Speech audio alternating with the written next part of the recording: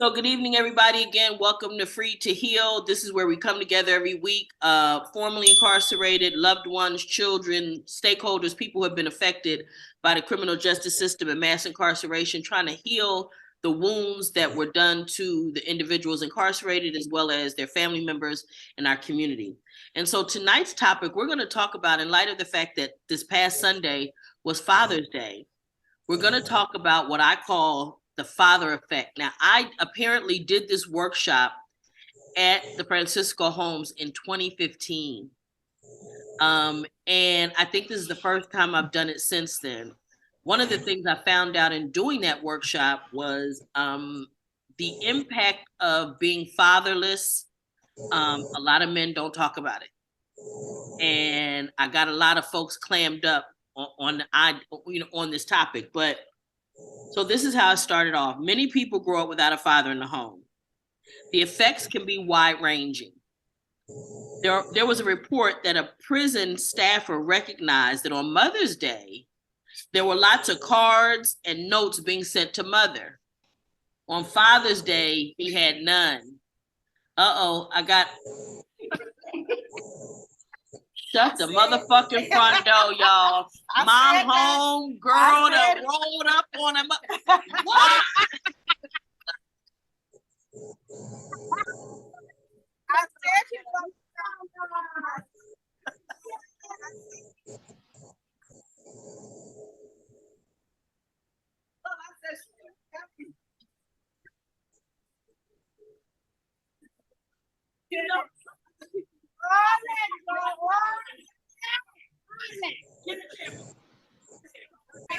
Get a chair. I need you right here. I need you right here.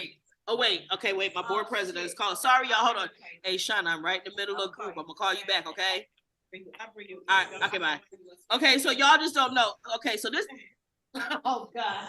This Ethel. Ethel ain't no joke, y'all. Ethel... I see you have the whole crew there. Many moons. Okay. And I met Di independently, but come to find out they was best friends. So it's been going on for years, but Ethel just rolled up on me, y'all. Now wait, she crazy, so y'all got to be careful. I gotta give y'all a disclaimer. Right now we're gonna talk about Ethel, the father effect. That a lot of people grow up in a house without a father. You didn't have that experience. Your father was right there. He was crazy as all get out. What I know about her father is he was always there, but he was always in his underwear. It didn't matter if it was Thanksgiving dinner. Lionel, Mr. Bradley, his name was Lionel, just like you. And he used to, look, we didn't care. We already knew. First of all, if you come in his house, you better be prepared to look at his damn underwear, because he wasn't putting on no clothes for you. The pint in the pocket, right, next to the underwear, it's in the pocket to the pants that's on the couch, but that's a whole nother story. Okay, but this is the thing. So, but the wide-ranging effects of Ethel of growing up in a household without a father can change. They could be a lot of things. It could be devastating. It affects the way that we see the world and all kinds of things like that. So they talk about, the staffer talked about the fact that in prisons on Mother's Day, they see a lot of cards going out. On Father's Day, they don't see so many cards going out. So now a lot of men, particularly in this circumstance, have done long periods of time and didn't have children. Wait, hold it, y'all, in the back. Oh, the peanut got, I'm sorry, we're doing it again. Okay. I'm sorry, I just got here.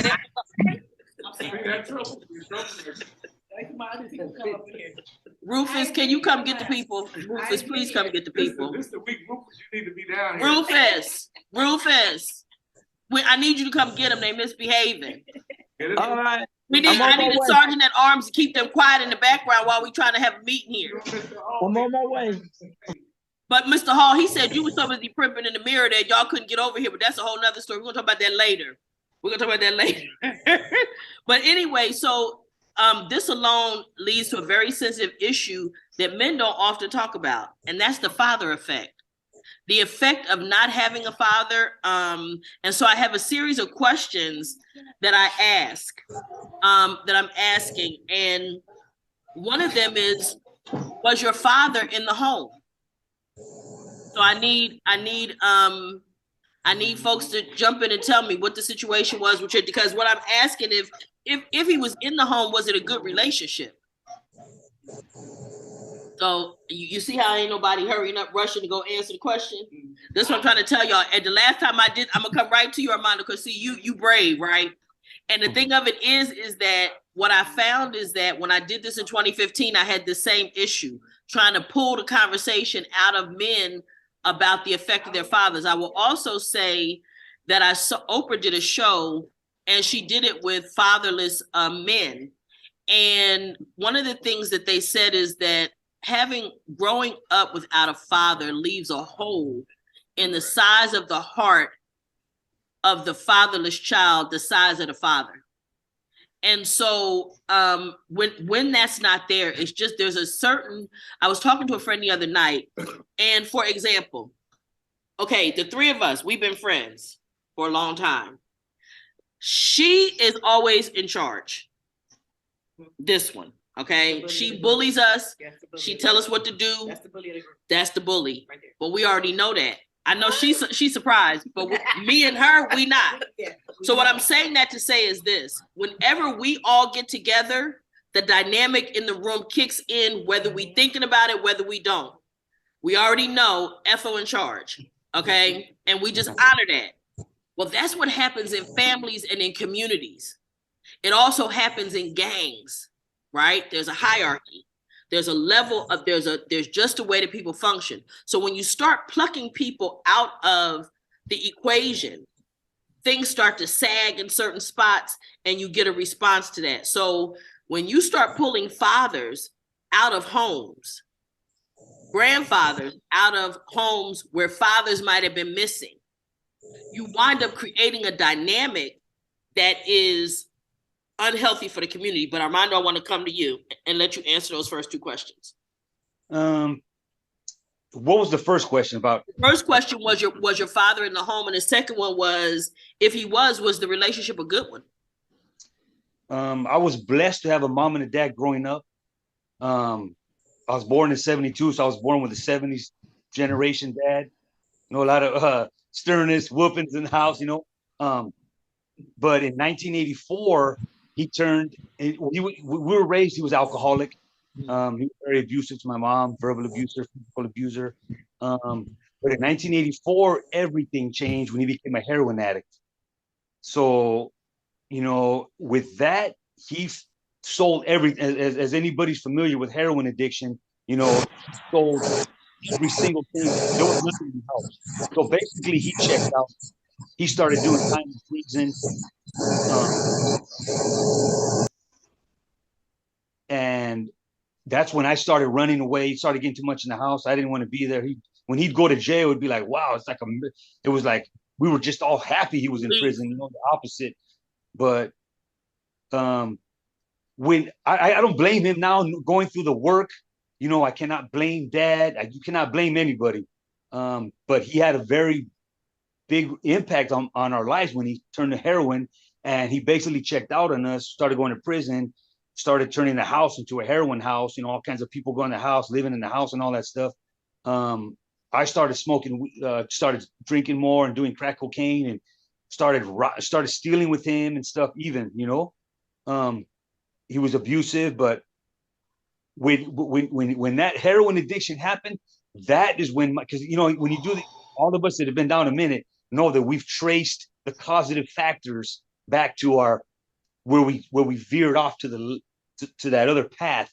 And it was during that time that he turned to heroin and basically checked out on us that I started turning into with the homies and running away. And I started doing more crime and going to 2 camps, YA, life term sentence. 30 years later, back here, he died in 2007, hepatitis. But I just want to say that I couldn't imagine without him. I love my dad. When he died, I couldn't even talk about him. I couldn't even tell stories without tearing up. I get all choked up. It took me years, literally. And even though we had that relationship that was abusive and all of those things, but I could talk about him now. I like talking about my dad in these classes, you know, because I was fortunate to have him. At least I did have him, and I had love for him. I loved him, and you know, I know he loves me. But like my mom. Armando, I hate to cut you off, but weren't you the one in a previous session that told us that it was when your parents started to get sober. Was it you? Because there was somebody recently that was saying they were more upset with their parents when they started to get sober because they didn't like the change. Was that you or somebody else? No, it might have been somebody else. Okay. Sorry, My, I interrupted, but that struck me was what was normal to them, what they were accustomed to changed because. Oh no, it was a man. It was a man. It was a man. It was a man too. But because Miss Tony, come over here, get on camera, baby. Come over here so they can understand that was you. Because what it was is that the relationship, they no longer appreciated the relationship with the family, the parents, because they, even though they have been drug addicts and all of that, what was normal to them, that was normal. And then when it changed, they didn't know that. Look, we got the peanut gallery and everything. Look, James. Okay, so look. Conditioning. It's conditioning. I'm very guilty of that. Very, very guilty of that. Very guilty of that. I apologize. But yes. No problem. No matter how bad it was the conditioning of how that was. You know, it was like a fog lifted up, and my mom started asking me questions every day, and I was like, shut up. Okay. You don't even ask them kind of questions, huh? Yeah. And who are you to be getting in my business? You don't have it. Oh, I can only imagine, especially if she hadn't been involved before. Yeah. And now you're thinking, why are you asking me this? Yeah. Or another thing I wanted to say too. Armando's talking, y'all. Wait, go ahead. Another thing I wanted to say was, even though I did have my life, he was very indifferent. He didn't hey, what are you feeling like, man? What's up on your mind? Like, what, he wasn't that kind of dad. He was just remote, alcoholic. But when the heroin came, it turned even worse. But before that, he was just like a distant man, like alcoholic. And he took us like to, we'd go out and stuff like that sometimes, but he wasn't that kind of dad that, hey, son, what's on your mind, son? Like, talk to me. I try to be that way with my kid. Like, hey, man, what's on your mind? If I hear him say, hey, cry, let that tears out, man. Don't hold back. Because my dad never told me, let it out, man. Don't hold it up.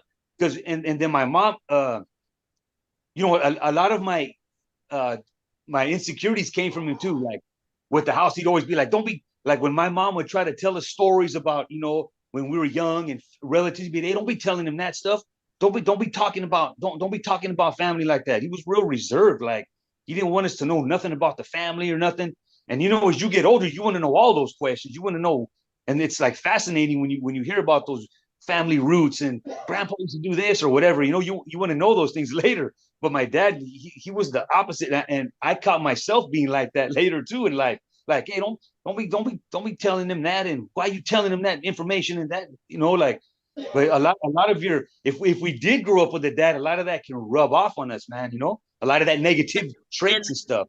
And that is really truly one of the things that one of the reasons why it's such a really good topic, because, and it's not explored that much, but for example, one of the guys when I was at Solano in April talked about the fact that his father was abusive and he was a womanizer.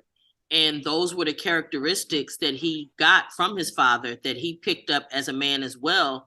But he said he felt even a sense of guilt at that moment, right then as we were there, even saying anything that might make it seem like his father was a bad person.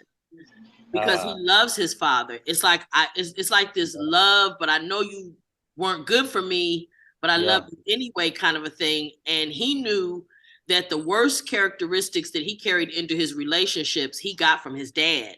But he said, I'm feeling even right now. I'm feeling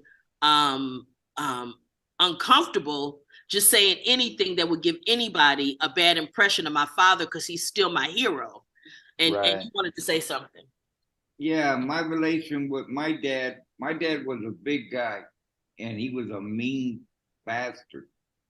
And from the time I was 7, I used to tell him, when I get big enough, I'm gonna kick your fucking ass. And when I finally got big enough, I didn't really want to. Yeah. But I hated that dude when I was little, but when I was big enough to sit on a bar stool next to him, then we got along. Wow. And let me ask you this. So in those times, did you get next to a bar stool? Did y'all get to have conversations? Were there things? Because when you say you didn't want to anymore, was that because you understood him as a man versus just your dad, or you had more information, or just it just went away? It just went away. Okay. Because sometimes what happens is we have negative impressions of our parents, but that's because we're kids and we don't know what it takes to be an adult. And once you begin to learn, it's some things that go into being an adult, and therefore we can't be mad at everybody. You know what I'm saying? And sometimes the parents we have were hurt in their childhood. A lot of times abuse, and I see your hand, Armando, a lot of times the abuse comes down from the generation before, which was never stopped, and there was no chain broken right there, and that's what happened. Go ahead, Armando. Yeah, that cycle of abuse, it just goes on down. I was gonna say something else too. Like me and my dad got in fist fights, man. We got in fist fights and kicked out of apartments, breaking windows, all kind of drama because he would sell everything, but when he sold my BMX bike, oh, that was it, man. I went through a window. That's it. He had to take that fade behind that BMX, huh? I'm so not mad. But we got in fist fights and all that, but for a long time I didn't even trip off of it until I started doing this work, when the parole, do this, your causative factors, find out your roots and all this stuff. I started really thinking like, what, a lot of this, but then again, you don't want to blame though. So I was like, oh, it's all him. But then I'm like, you can't blame. And I have forgiven him. I don't hold any grudges. I cannot do that. He's dead. I mean, I never got a chance to reconcile with him because my mom got married. My mom met a new man and got married. I said, hey, man, mom has a new man. She could do what she wants to do. You had your chance. He took it as I was taking her side. He stopped writing me in 2007. Then he died, so we never got a chance to reconcile. I feel bad about that for a long time, but hey, I know that I'm going to see him in the resurrection. I'll talk to him later. Right. But you cannot hold on to that grudge and that regret and that guilt. We talked about that last week, actually, Armando. We talked about that last week, that holding on to that grudge, no matter how big you think the betrayal was, is like eating poison and hoping that the other person died. It's just pointless. It really is hurting you more than it's hurting anybody else. James, I saw your hand up in the back. Did you want to say something? It's like, but I'm gonna need you to come so they can see you. So you're gonna have to come up here. I mean, how can you not see him? Okay, now children. I sit on your lap. Y'all just don't know. Hi, hello, baby. How you doing? It's like I didn't meet my real father till I was 18. I want him. Y'all get an ottoman or something he can sit on. So I need him to sit down. He can sit right there. Yeah, there you go. There you go. Now we cook. I didn't meet him until I was 18, and when I met him, he said something bad about my mother, and the first thing I did was put a 357 Magnum in front of him and said the first one to get the gun to be the one that put roses on the other one's spray. So my uncle came in between us, and that's when it stopped. And for years, our conversations were real screwed up because he was a poor example of what a father was. My stepfather was who I had respect for, with my behind every day. That man went to work every day. That man made sure bills was paid, food on the table. But my father, he just passed about a year ago. Was it a year? Yeah, about a year ago. And right before he passed, he told me, he said, man, I never hated your mother. I loved your mother. He said, I loved you, but I didn't know you. And I said, how can you love me and you don't know me? When I try to get to know you, you talk bad about my mother. I said, that's no way to get to know somebody.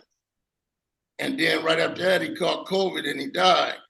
But then it's a point to where I had to release it, because I started seeing the traits of my father in me with my kids.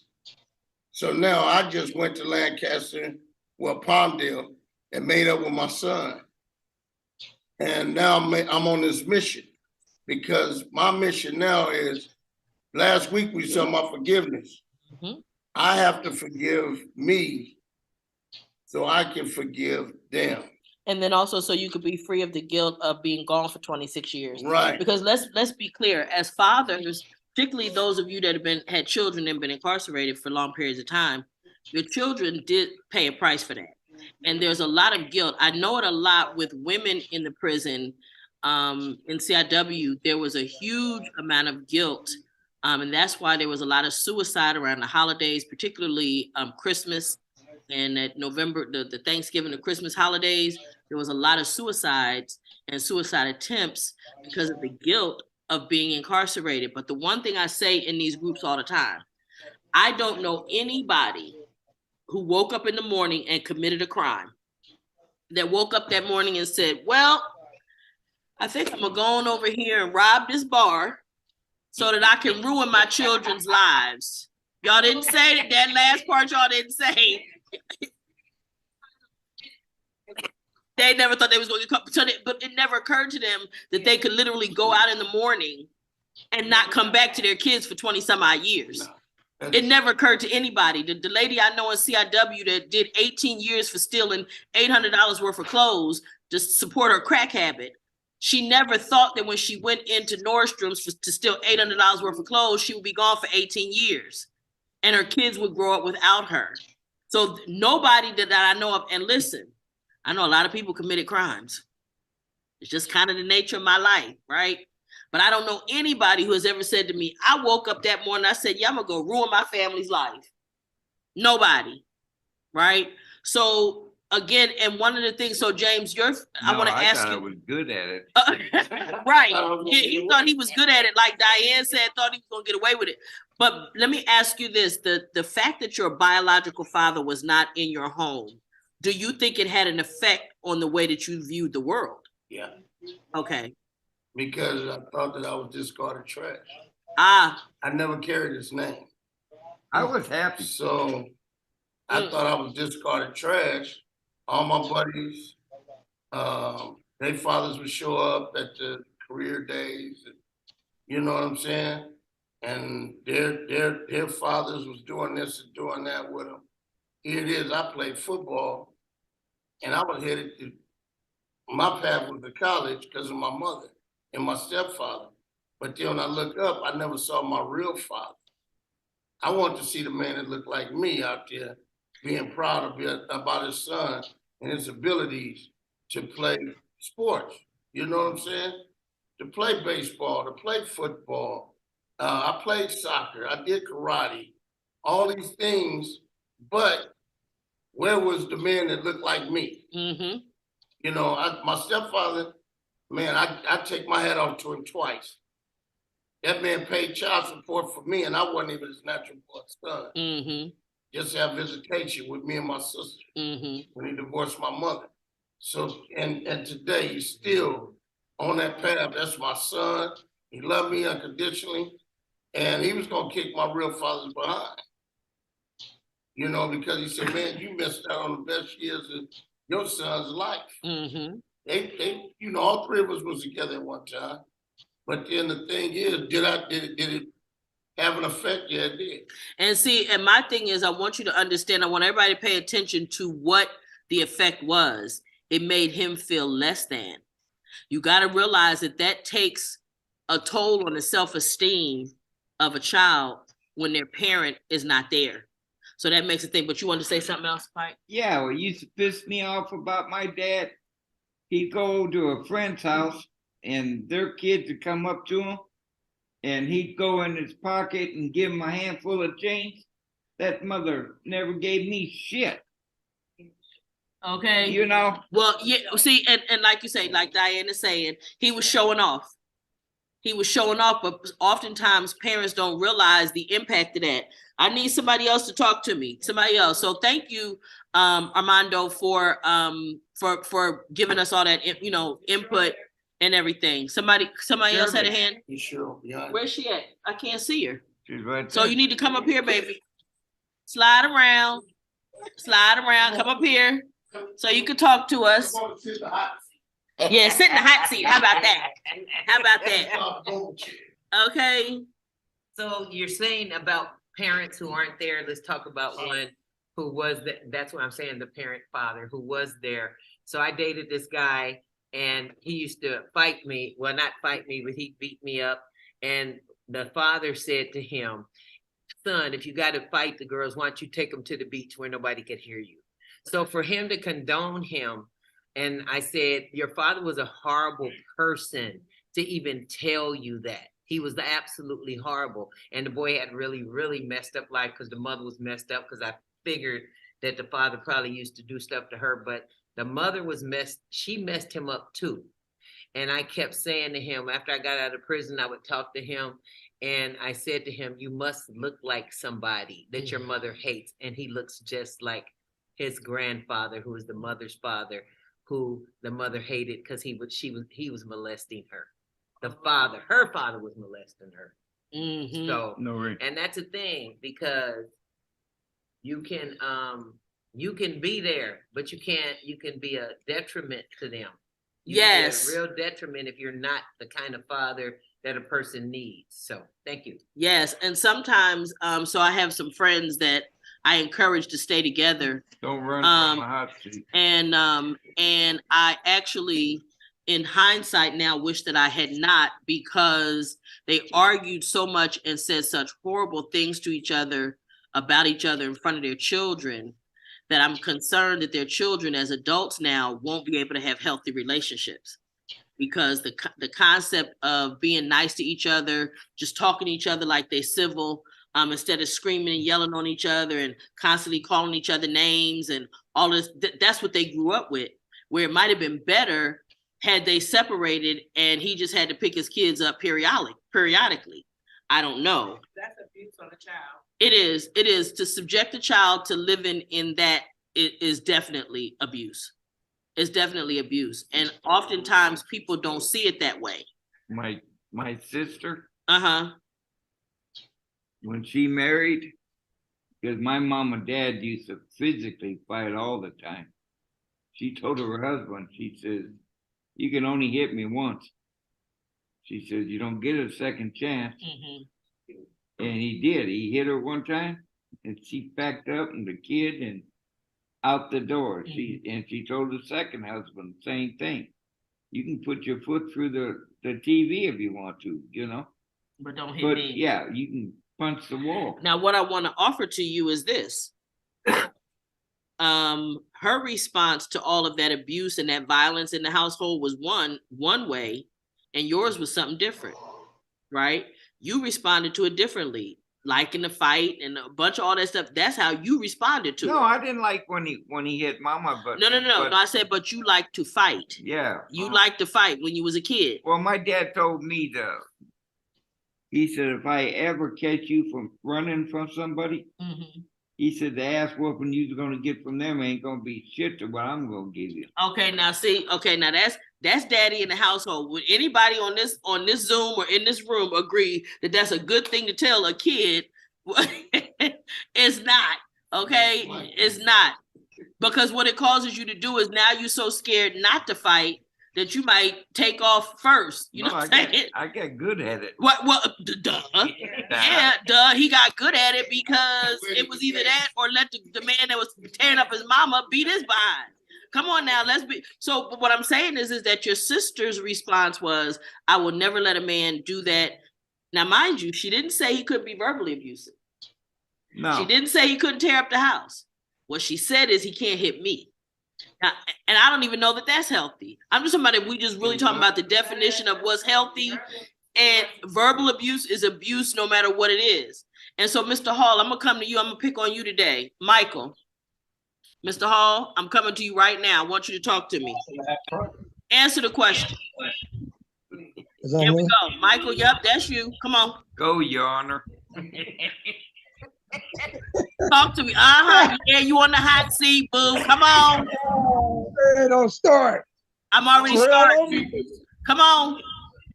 What? What's the question? So, was your father in the home? Yes. Okay. Was it a good relationship?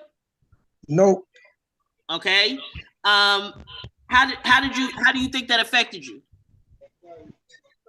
It had a tremendous effect on me because he was in the home, but he worked a lot, so we didn't really have a good, as far as communication. Our communication was very bad. I didn't really learn nothing from him as far as do's and don'ts and just how to be a man. Only way I learned that from him just watching him. As far as talking to me about it, we really never had those conversations, and it affected me. And what do you have children, Michael? I don't remember what. I don't have children. Okay, because I was wondering, what would you do differently with your children? Like, what, if anything, what would that look like? What would the difference be? The difference would be I would communicate with my children. I would tell them everything because I know that's important. I would listen to them, see where their head is at, so I can understand them, so I can build trust with them. But I understand that talking to your kids is very important, especially a man talking to his son, because your mother can't. It's something she just can't tell you. We just don't know. And those are things it's something you ain't gonna want to tell her. And if you don't have a man telling you this stuff, then you trying to figure it out on your own, and that can become very confusing to a kid. So one of the things, James just said, and it started a conversation in the back. James said a woman can't raise a man, and Pike said he disagrees. And I will say this: a woman can raise a man, but she can't tell a man how to be a man. Exactly. Yes. Yes. Well, and I will tell you this. I will tell you, his son is how he's going how to be a man. Cheryl came back to the hot seat, y'all. Come on. Well, hold up, swell up. Question about, was my daddy in the house? Was your daddy in the house? Okay, only problem with asking you this is we talking about the father effect, but go ahead. Was your daddy in the house? Yeah, it was. And was that a good relationship? No, it wasn't. He was an alcoholic. My mother used to beat him up. And I started to date older men because I needed a father figure. My son's father was 28 years older than me. Thank you. Okay, now, y'all heard that, didn't y'all? Oh boy, here it comes. So, hold on. Hot seat. We rotating. Here we go. Okay, Miss Tony. Since I walked in, I've been looking for this based on what I hear.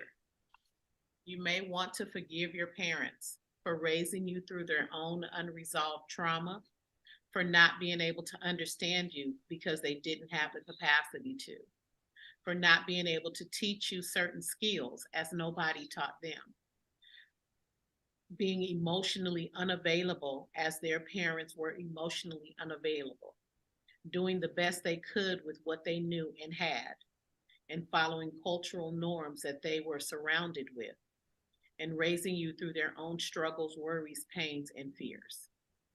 And I've just been holding on to this for quite some time because it just resonated on the things you have, all the critiques for your parents in whatever struggles that they put you through, but you don't always understand the struggles that they went through. And I, the book being on public display, I got the opportunity to see a lot of the struggles that my mother went through, and I still have the ability to talk about them and talk about, where I think things went wrong and where I think things happened here and there. And so, sometimes as you go older, I think you just learn to have a little more grace for your parents because you yourself have gone through a certain amount of things in your lifetime.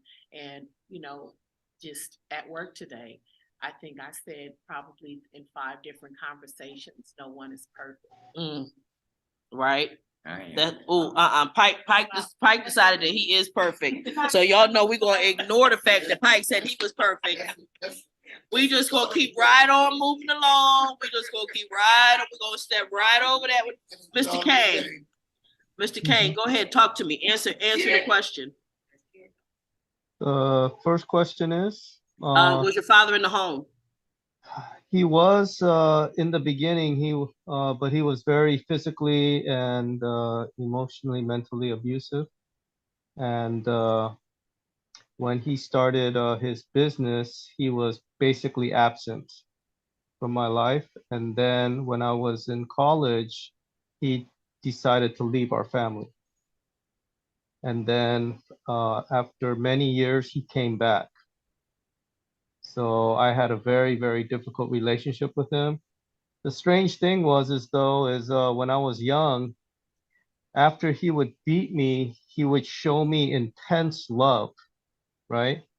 And so I started chasing that, you know. Wow.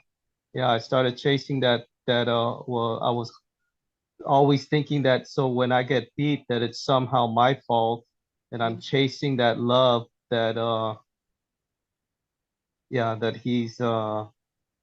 he would give me. So You know what's interesting? You say that. So when I went to Solano, I met this pastor. He was on a panel with me, and he had me come on his podcast. And there was a young lady that came to him, and she was saying that she, even though her spouse was very abusive, that she recognized that she became addicted to the ups and downs of the abuse. And the pastor tried to tell her, no, no, no, no, no. But it's like, no, you need to listen to what she's saying. It doesn't matter whether it makes sense to you or not, but because she was seeking the makeup, it was the highs and lows. It's the adrenaline rush, the chaos, even though it's chaos and she didn't like it per se, it's what was familiar, but you can become addicted to the bad to get to the good. And that's a concept I've never really heard people talk about it a lot, but that's the truth though. And what you say resonates so loud with me that you can actually, even though you don't like what was going on prior to that and you didn't like the first part of it, if it meant that it got you to the part that you liked, which then you were seeking it out. One of the things that we know about children is children, if you don't give them positive attention, they will take negative attention. However it goes, wherever I got to do. Well, another thing that it taught me though is that, you know, even though you love someone, sometimes you can hurt them severely. So that's what I thought. I thought like, hey, that's what relationships are about. People who love you can devastate you, but they could also lift you up. So, you know, it wasn't like I never saw those boundaries, in other words. Yeah. That's incredible. Thanks for sharing that. Mr. Bradley, talk to me. Yeah, my father, he wasn't in the house, but he lived near. But I had my stepfather who basically kind of raised me too. But it's like my stepfather, you know, he drank, smoked. That's all the things I would like, you know, cuss, and he did a lot of things I didn't like. I wasn't into. He wasn't. He did what he did as a father. I love my stepfather too. I also love my real father. Even though, you know, it was plenty of years as I was growing up, my mother said, oh, he's coming to pick us up. Come pick us up. Till about 16, 15 years old, he never did. But once I turned 18, my mother told me, say, even though your father wasn't around, never came, they always broke his promises. Don't be like him. Go see your father. So at 18, I started going to see my father. And we built a relationship. And I ended up kind of taking care of him in a way because he started begging me for money, begging me to do things. And then we become tight.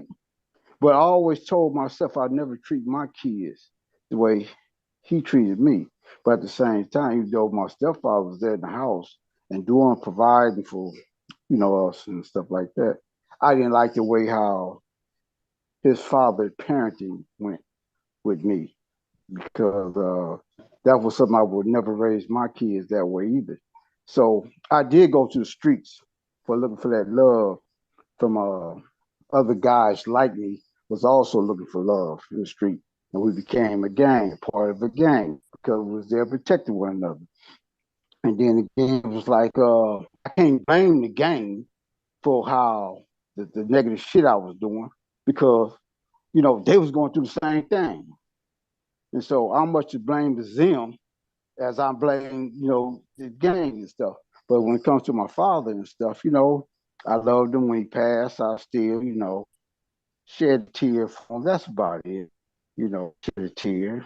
And I cuss them out still in death. I cuss her both of them out still in death because I didn't agree. I was at a point I started taking care of other people's kids. I started raising other people's kids the way I had wanted to be raised. I started being That that was your protector of response. So people. listen to this. That's interesting too. That was your response to not having the kind of father that you wanted. Was you began to try to do that for other people's kids, and that was Yeah, your yeah, I was reaction their to it. protector. Yeah, Mm. yeah, and that right there is still goes on today is trying to be there for others, helping them and trying to get my people to come together as a tribe, as better people. And that's something, I won't turn my back on because I wouldn't feel bad. I wouldn't feel good about myself if I turned my back on someone, a child in need and stuff like that. I would try to be there if I could.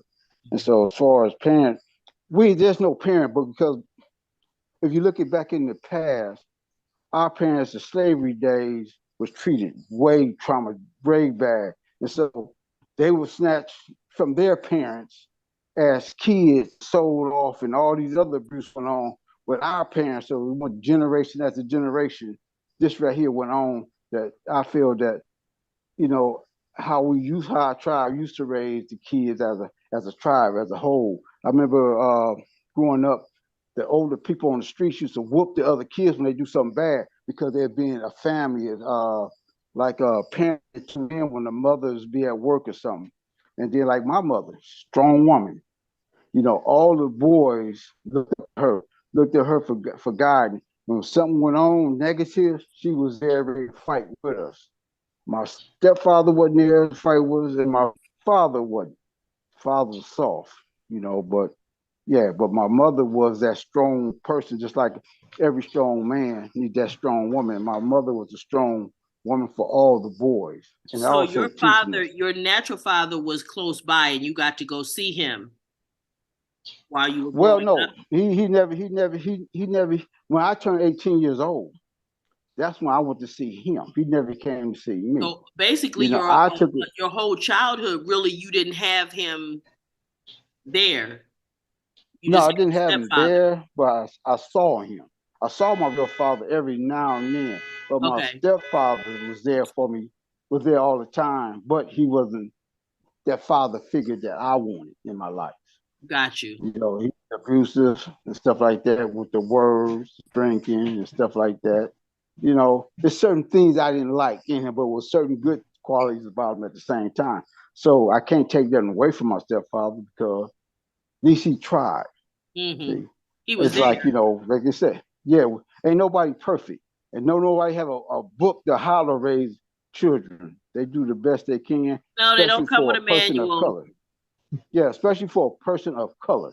There's so much we have to deal with, outside the family just to make it home and stuff like that after going to work or being in the streets. We go through a lot as people of color. So therefore, I can't blame them for what they went through, how they treat me. Only thing I can do is try to make myself better, prepare Right. myself and try to help others. So yeah, I love my stepfather. I still love my father. But that wasn't the way I would have raised my kids the way they raised me, Hmm. you know. Patrick, So chime just so happened, Oh, I'm sorry. Go ahead. I didn't mean to cut you it off. just so happened I ended up going to prison for 30-something years. So in the long run, I ended up abandoning my kids the way my father abandoned me. By me going to prison, I wasn't there for them. Like I wanted my father to be there for me. Yeah. And so let me ask you this then, since you said that, what has it been like since you've been home trying to repair that breach? Well, my kids was raised in a certain way that a man's supposed to provide and give them all the things they want financially, protecting them, all that. No, I can't do that. You know, they in their 30s now. I can't give them the things they want me to give them, the luxury things. I can't be there to fight their battle with their boyfriend. That's the police job. You call the police. You don't call me. I get out of prison and go do some violent act towards another human being because I know myself and so I know my triggers. I can't be around that type of stuff because if I snap and something trigger me, You go back to I prison. go all out. No, I'm not going to prison. It's going to be I'm not going to prison because I know the consequences behind prison. I wouldn't get out again. So therefore, it's yeah. I can't. I just to step over that line because I know the consequences behind my actions. I'm not going. I try to avoid all this. Just like I drive down up and down the street, this road rage. I'm not going to buy any of the road rage because I know me. That pass, have a good day and smile. I make an excuse for these people. They must be in a hurry, emergency, something's going on. See, I go through life trying to find positive things within the negative things of life. So yeah, I'm not going to prison. Right, but I was just saying, that there's some things you can't do. But Patrick, go ahead and chime in on the topic. Yeah, it's interesting that you brought up the attention that a child wants or needs, whether it's positive or negative. My dad died when I was 10, and that's when my mom became an alcoholic. And even if you had bad attention or good attention, and it was 50-50, a child doesn't know any better. All a child wants is the attention. Mm-hmm. So you put up with the bad to get the good. So, like, when there's abuse and then there's love, you don't think about that when you're 10 years old or 12 years old or 15. You just want the interaction. You want the attention. Mm-hmm. And that's something that we're all affected by. And again, it's another form of trauma. But let me ask you this, because the circumstance of your father not being there was for him to have died. Do you how different do you think that was versus him being alive and just not being there? Do you think it would have been different? It would have been different just because of the interaction, whether he was actually there to help or not there. He was in the military. So from time to time, he was gone anyway as part of his normal job. So a child gets used to that. He's there for 6 months and then he's gone for 6 months. And during the Korean War, he was gone for a whole year. Mm-hmm. So, that you don't understand as a little kid either. And then, you add the other stuff in there. And I was fortunate. My mom and dad loved each other. So there wasn't abuse. And then, for me, there was abuse through abandonment or abuse through my mom's alcoholism. And that you don't understand. Now we realize it's a disease and it's psychological. Back then, you just thought it was a willpower thing and people were doing it because they wanted to. People didn't have a choice sometimes. Yeah. Certainly once it becomes an addiction, it certainly takes over and it takes it's more than just something that I want. And addictions consume everything. Well, that's what it was interesting. You brought up the fact about the addiction of the attention. That became an addiction. You wanted the interaction with an adult figure. And sometimes it might be, in my case, my mother, or it might be a relative that was a parent figure. Mm-hmm. And you want that interaction. So that becomes an addiction. Wow, that's powerful. Thank you. What do you want to say? I never wanted to have kids. Not only I knew I was going back to prison all the time, but knowing I was kind of like my father, mm-hmm. and I never thought he was a good father. So you didn't want to continue that. I didn't want to continue that line. Mm-hmm. Yeah. And people often make that choice, consciously make that choice not to have children because of the way that they were raised. Oscar, is there anything you want to add to the conversation? You have to unmute, sir. Unmute. Wait 1 second. Unmute because we can't hear you. Stop her leg. Try it again. Up and down. Unmute. You see the microphone?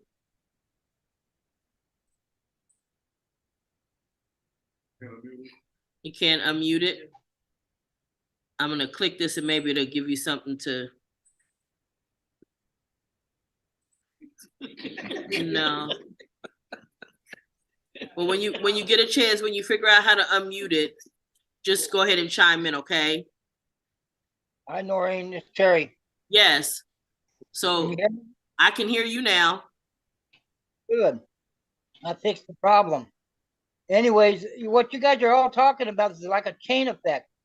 You know, you start with your father, the grandparents, and their grandparents, and their father, and so on. It's like a chain. If your grandpa is drinking and going out and honky tonking around, you know, and he comes home and your kids see all that, then you're going to go right along with it. It's a parent showing another child to another child how he's growing up. You know, my right went to the bars, come home, mom, and it trickled down to where I started doing the same thing, getting drunk, going to bars, and having a good time. And honky talking around. You was honky talking around, Otis, because you know that was a doozy right there, baby. That was baby. We loving that. I gotta write that down. We was honky talking around. That was a technical term, no less, huh? Yeah, back in the 60s, it was, you know, 15 bar, dancing with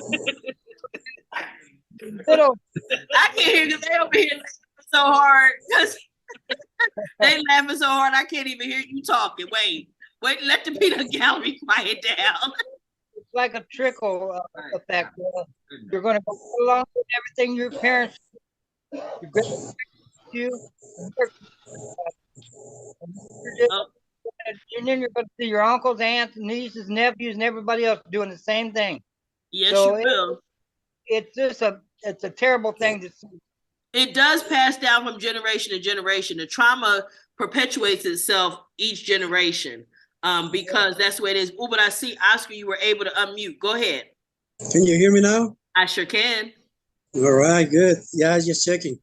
Well, when I born, my father abandoned me and my mom.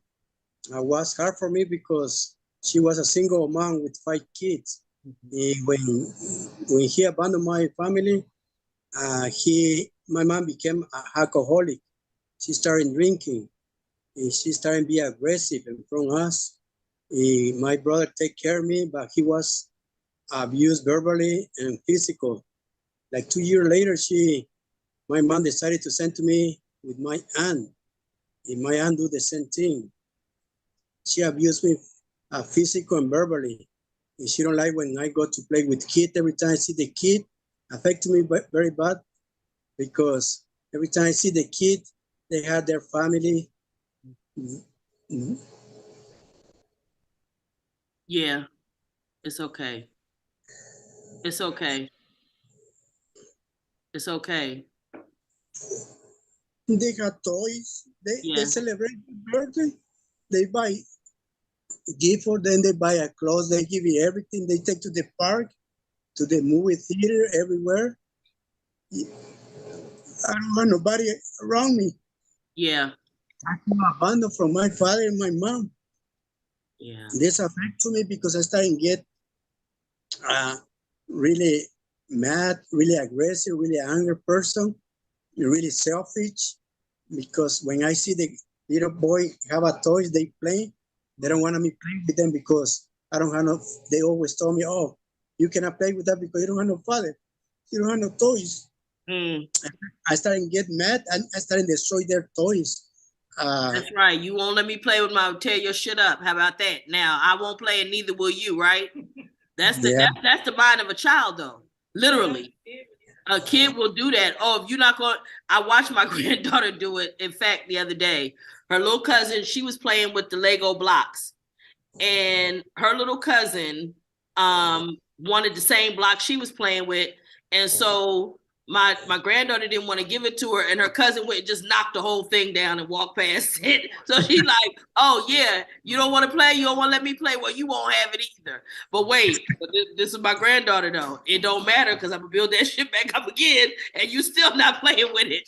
But that's what kids do. Literally, that is the response. Oh, you don't want me to play with it? Well, guess what? You won't play with it either. And see, that kind of aggression is rooted in things like that, and that pain that you experience and express just now can go so deep, which is again why this conversation, I did this once in 2015 and I haven't touched it until today again, all these years later, because it's very deep. So for me, my father effect, and I wrote about it in my book, was my father, somebody mentioned the term a little while ago, emotionally unavailable. My father my father lived around the corner. Him and my mom separated. I don't remember them ever living together in my lifetime. But he lived around the corner. It was in walking distance. My earliest memories of him are in rehab for heroin addiction. It was the first state-sponsored inpatient rehab facility in the state of Pennsylvania. And my father was in this program, and we went to go see him. And my grandmother said, well, you know, your father's sick, so we need you to be on your best behavior. But when I saw him, he looked the same. He didn't look like nothing was wrong with him. You know, he had on some hospital clothes, but he still walked me on his shoes like he always did, threw me up in the air. Him and my grandfather then played pinochle. You know, he watched us roll down the hill. Everything seemed normal to me. But I guess in my mind as a child, it meant that no matter what I needed from him, since I hadn't seen him, it didn't matter. I had to not worry about what I needed and worry about what he needed. And so then that's okay for your dad. But when you do that with the man in your life, okay, you're going to wind up getting your feelings hurt. And somehow you're going to be left out of the equation about being taken care of in a relationship. And so I had to learn. And then I realized years later that I actually attracted to the emotionally unavailable man.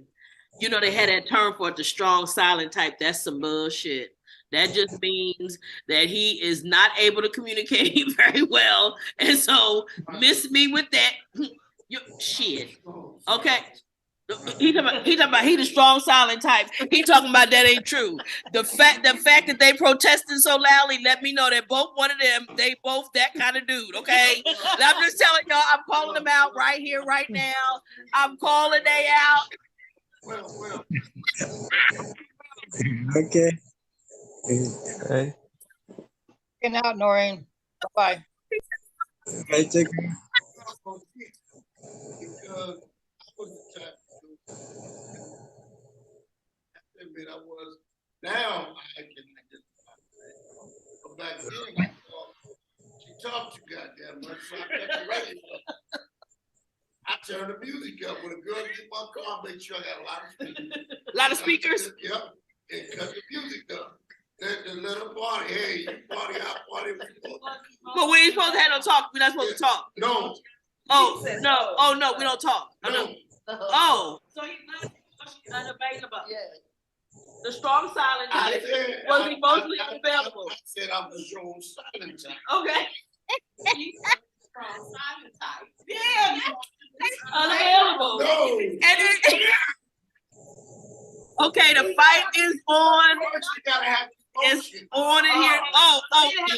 Oh, he never had no emotion to begin with. Okay, that's the distinction, y'all. I understand the emotion part of the relationship. Oh, that there was supposed to be some. I never saw my mother and my father hold hands. I never saw my mother and my father come in from work, go and get a slip from my liquor bull, the blue bull, and he go in there, he cut a TV on, and my mom come in there, she put a TV tray in front of him, he ate dinner, took a shower, went to bed. So start all over the next day. Start all over. So, I.e. and translation. What was the translation, Tony? that was the strong Emotion.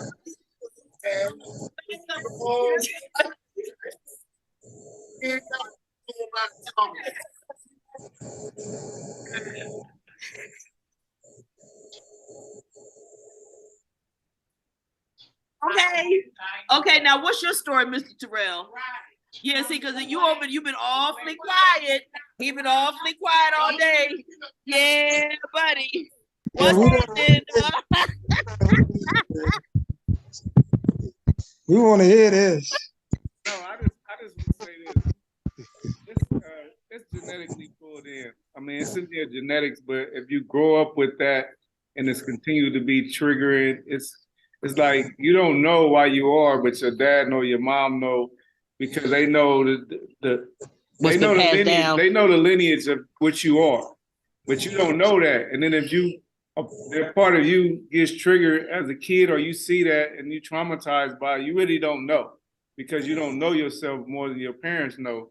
But those genetics get passed down, you know, just like the mental illnesses, the chemical effects, all of that shit gets passed to your genetics.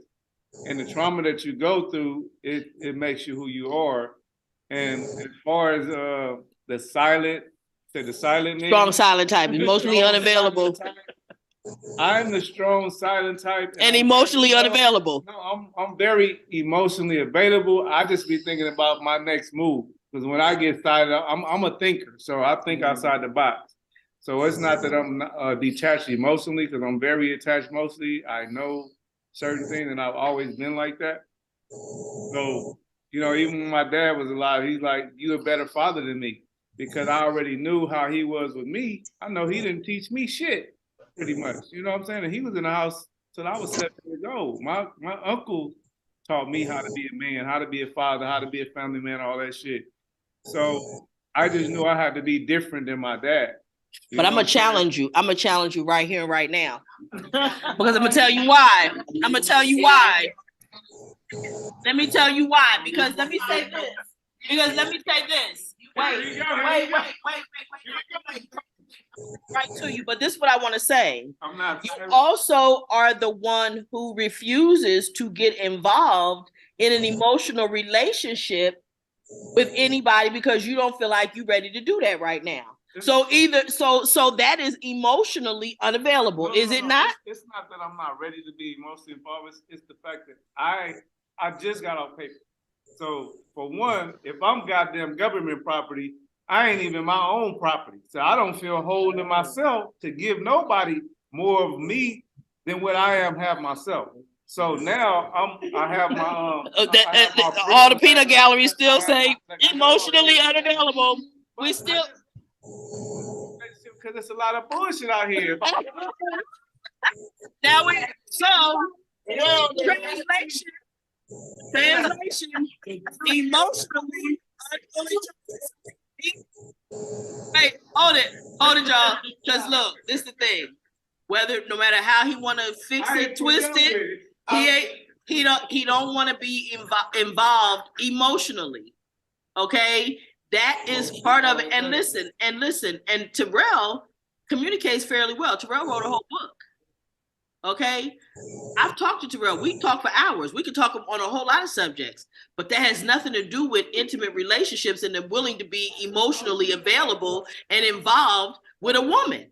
It has nothing to do with that. And that's what I'm talking about is the effect that my father being emotionally available had on me in my choice in relationships. And look, Terrell, my type. But guess what? It ain't happening. He might have a little sugar in his tank. Did y'all hear what Pike said? Did y'all hear Pike? I'm so glad y'all didn't hear Pike because okay, no, but I gotta tell y'all. I'm gonna tell y'all this. Wait. Mike's lucky I don't beat up old men. Because, but Pike said he might have sugar in his tank. Pike told him that he might have sugar in his tank, y'all. Y'all know that is so offensive, right? So that's why Pike said, so listen, that's why he lucky that Terrell don't beat up old men no more, y'all. I'm just telling y'all don't know what I go through over here. It is something else. But I just want to say to y'all, honestly though, but seriously, go ahead, baby. No, but for real, on some real stuff though, I mean, it's in us. But the thing about it, we have to change that negative connotation and the negative genetic that's instilled in us as fathers. I talk to my son on a regular, something that my dad didn't do to me, and something I learned from others as well. But it's okay to vent to your kid. I mean, you guys been going a long time, so it's a different ball game. But you gotta allow your child to allow you that space. You can't just barge into that space. You can't demand it. You can't demand it. You gotta give them time because it's their life. You know, we've been going out their life, so we gotta give them the opportunity to say, you know, to allow us in a space. You know what I'm saying? And then when they allow us in a space, give them an earful, get them what you feel, let them know how you feel for real, because they gonna know bullshit from some real shit, and they gonna feel it. They might not agree with it, but they gonna hear you and they gonna feel it if it's genuine. And you said that before. You've said multiple times in our groups that when your children begin to come at you and they say things, you just got to take it. And that's important. You got to take it and you got to let them get it off their chest, whether you like what they're saying or not. What you have to do is you have to allow them to express those things. Yes, sir. I have 7 children. I have 2 girls and 5 boys. The hardest thing when I came home was to sit down with my children and put myself in the house. And whatever they said and however they expressed it, I had to take it. And it's not just one time. I gave them multiple times. And we're constantly replenishing, we're constantly purging what they're feeling, because a lot of them don't understand what they were feeling at that time. And it may come up later in our conversations. That's why I tell you gentlemen, when we were talking about being emotionally unavailable, first thing I tell a person coming out of prison is date yourself before you try to date somebody else. Mm-hmm. Because first you got to find out who you are, because you can't be good to nobody else if you don't know who you are. But like I didn't find out I liked it combination egg rolls until last week. Yeah. I did. Right. I walked in my first day out of prison. I walked to Walmart. I saw the different kind of deodorants, and I cried because I didn't know what deodorant I liked. Mm-hmm. Mm-hmm. I didn't. There was too many choices. The toothpaste, a bag of chips, holding money, holding keys, all them things were an issue for me. But my children were my biggest, not hurdle, but my biggest awakening. Because my daughters, college educated, my sons are too, and they all had these words. And I'm looking at these grown people that when I left 26 and a half years ago, they was little bitties. Now I'm looking at grown people with their own little bitties. Yeah. But when hold on a second. When you go into prison, yeah, when you're young and you do all that time, mm-hmm. you're not even close to the person you was when you went in. No, that's for sure. You know what I'm saying? Yeah. Because I understand what you're saying. Yeah. I'm just saying that when you go in, like, and you start and you have to do the bullshit and all that. But when you come out after, 30 something years, you're not even close to the person you was when you went in. And neither are your children. Neither in his case, in 26 years, neither were his children the people they were when he went in. And so these things create dynamics, and they create scars that, because there's a sense, I'm sure they felt abandoned. They was abandoned. They felt rejected. My daughters felt like they wasn't protected. Not protected, but they didn't deserve to be loved. Mm-hmm. The way they were seeing, like on Hallmark movies, the love and the things. That because it's what they're looking at. Little girls look at these Hallmark movies and they want the 2.5 kids and the picket fence. Yes, I'll skip the dog. Yeah, we're gonna skip the mutt, but my daughters. We are the dog. They brought us home, but my daughters were real verbal about. They said my letters were beautiful, my part was beautiful, but it was the hug that they needed when the boogeyman was there. Yeah. It was the. My daughter want to get pregnant again, because she wants me to be in her house to go through the pregnancy. And she had 4 girls. And she was like, Daddy, I want to go through it so my daddy can hold me on them nights when I wanted to be held. And I wanted my daddy to talk to when I needed to talk to my daddy. Those are the times that we miss, that a lot of kids that's turned into adults are scared to even verbalize to us because they don't know who we are. Our mothers have made us out as the boogeyman. The system has made us out to be the boogeyman. We have made ourselves out to be the boogeyman. Until they get to know you, and until you get to know yourself, you are still the book. We done been through the self-help groups. Not and if them. you took it serious, you've been through them, you purged, you figured out where you went wrong, the broken chain in the fence or whatever.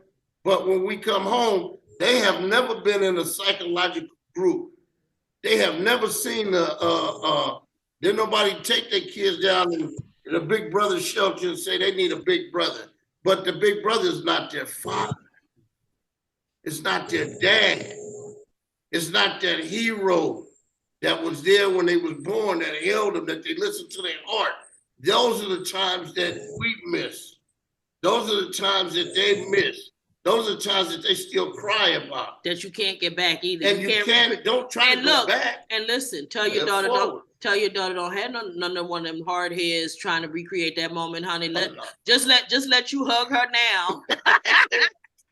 Cause look, them kids is way too much work. No, she got married to a woman. Okay, so it's getting. Oh Lord, okay. See, that's a whole nother topic. Yeah. Okay, so what we're gonna do is I want to give everybody a chance. I'm gonna start in the room and allow everybody to have their final comments on the topic because we're getting it's 7:30. I want to give us an opportunity, and then I'm gonna check out with you guys that are on Zoom. I want to start in the back here, darling. I enjoyed the topic for today, especially what Miss Tony read on her phone. Okay. Thank you. I appreciate being here. Darling, any last comments back there from you?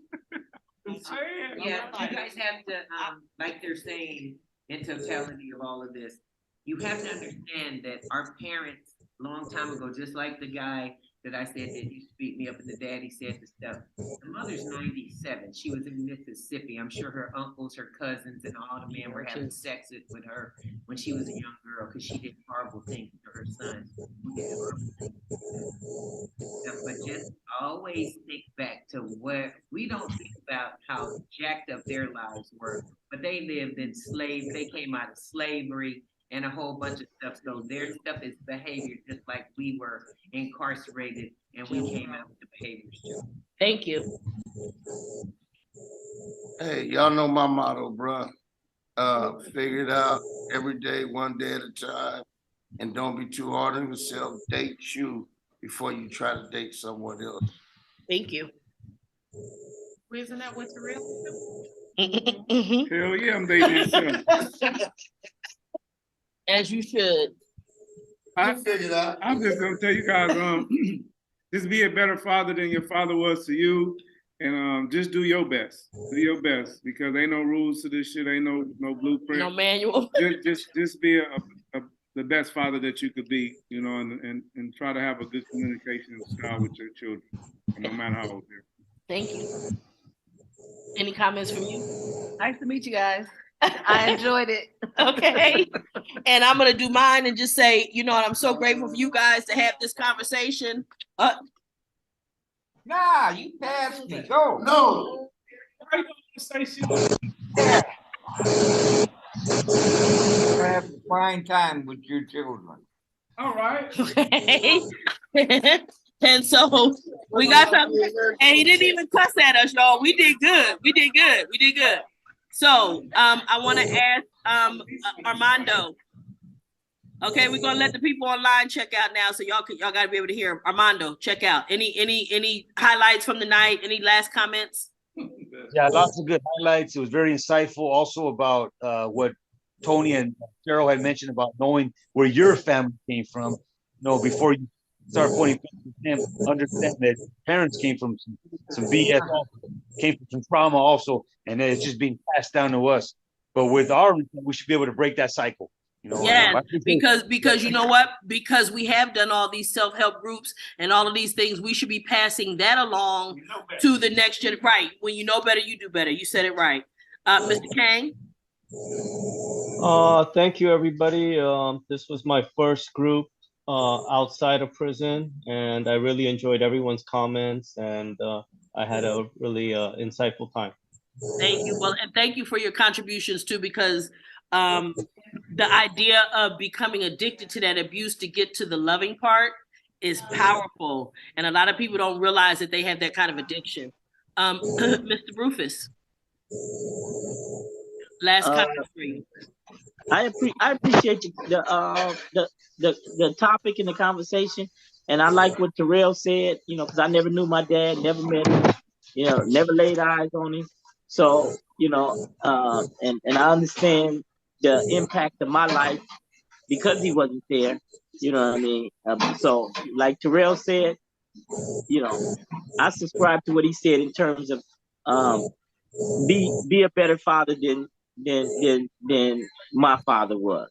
Wonderful. You know, so and that's where I'm at in my life with my kids. Thank you, Mr. Hall. Good topic, Maureen. It was much needed, especially for those persons that's out there that don't have a father. We need to have these conversations because it is important.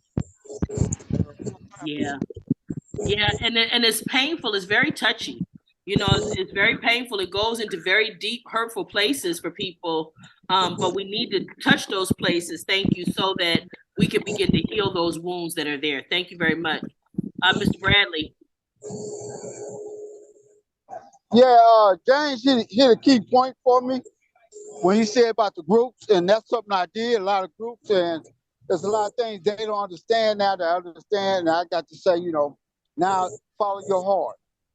Listen, share with them, and, you know, listen to them, and, you know, sometimes you got to just explain what's going on, your emotion, your feelings, and don't be ashamed of being open and honest with them and shedding the tear, because they want to see that you feel that pain that they went through too. And absolutely, you know, that's what I take with you. Yeah, thank you. And Oscar, last but certainly not least. No, okay. Unmuted already. I just want to say I'm sorry for my tears, but every time talking about my dad, always my tears come out. You better not apologize for them tears. I'm gonna be mad if you apologize. That's the whole point, is for you to understand what this is, and this is the safe space. Let that out. Don't hold on to that. Thank you. You're freed to heal over here with us. Okay. Take care, everybody. Thank you. Thank you so much, you guys. Thank you so much for everything. Again, this is Free to Heal. We had another wonderful session. I want to thank you guys on YouTube. Check us out on Twitter, Instagram, Facebook, all social media, and we'll see you guys next week. And if we can get Mr. Hall to stop primping a little bit earlier, maybe he'll actually be in the house with us next week. Love you guys. Bye. Bye-bye.